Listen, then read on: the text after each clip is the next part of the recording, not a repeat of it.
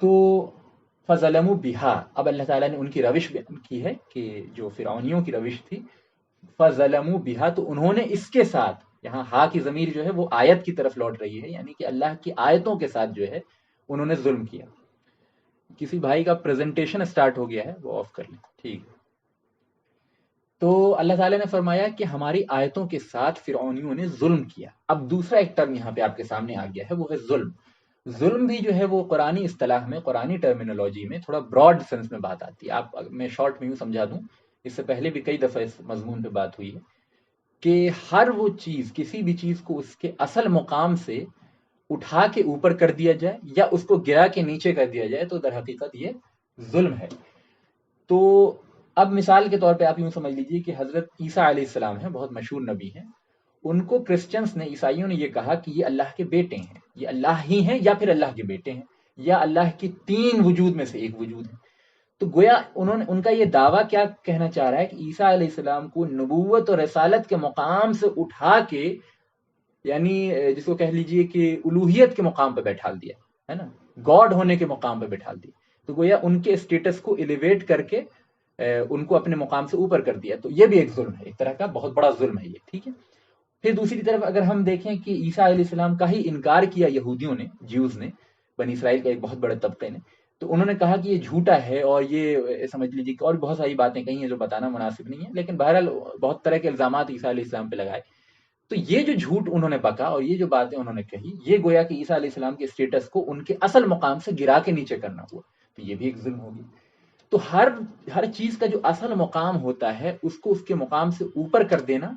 اس کو اس کے وقار سے، اس کی قدر سے اوپر کر دینا، یا اس کو اس کی قدر اور اس کے مقام سے نیچے کر دینا، یہ دونوں چیز جو ہے وہ ظلم کے کیٹیگری میں آتی ہے۔ ہمارے ہاں اردو زبان میں جب ظلم بولا جاتا ہے تو عام طور پہ وہ حقوق العباد کے تعلق سے بولا جاتا ہے۔ مثال کے طور پہ آپ نے کسی کی حق تلفی کر لی، آپ نے کسی کا پیسہ مار لیا، تو اس کو ظلم کہا جاتا ہے۔ وہ بھی یقیناً ظلم ہے، یقیناً ظلم ہے، لیکن وہ ظلم کا ایک پہلو ہے، اور ظلم اس سے بہت براڈ شے ہے، بہت سے سینس میں استعمال ہوتا ہے۔ اسی لیے قرآن نے فرمایا، قرآن نے جو ہے وہ سب سے بڑا ظلم کس کو کہا؟ سب سے بڑا ظلم اس بات کو کہا کہ چونکہ پوری کائنات اللہ کی پیدا کردہ ہے، پوری کائنات کا نظام اللہ تعالیٰ چلا رہے ہیں، ہر چیز کے اندر صفت اور کیریکٹرسٹکس اللہ تعالیٰ نے رکھی، ہر چیز کے اندر قوت اور وجود کی صلاحیت اللہ تعالیٰ نے رکھی، ہر چیز کے لیے واجب الوجود اللہ کی ذات ہے،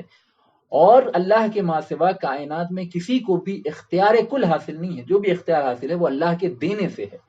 کسی کو اگر کوئی صلاحیت حاصل ہے تو اللہ کے دینے سے ہے، کسی کو اگر کوئی اقتدار حاصل ہے تو اللہ کے دینے سے ہے، کسی کو کوئی اگر انڈیپینڈنس حاصل ہے تو اللہ کے دینے سے ہے۔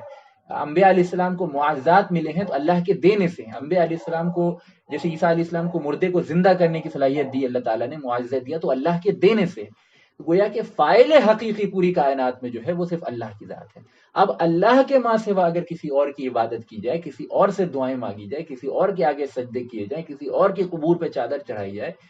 اور کسی اور سے نیاز مندی کی جائے، کسی اور کے آگے ہاتھ پھیلایا جائے، تو پھر یہ معاملہ کیا ہے کہ اللہ کو اس کے مقام سے نیچے کر دینا ہے، اور اللہ کے بندوں سے کو جن سے مانگی جا رہی ہے دعا، ان کو ان کے مقام سے اوپر کرنا ہے۔ اس کو ہم اسلامی اصطلاح میں شرک کہتے ہیں،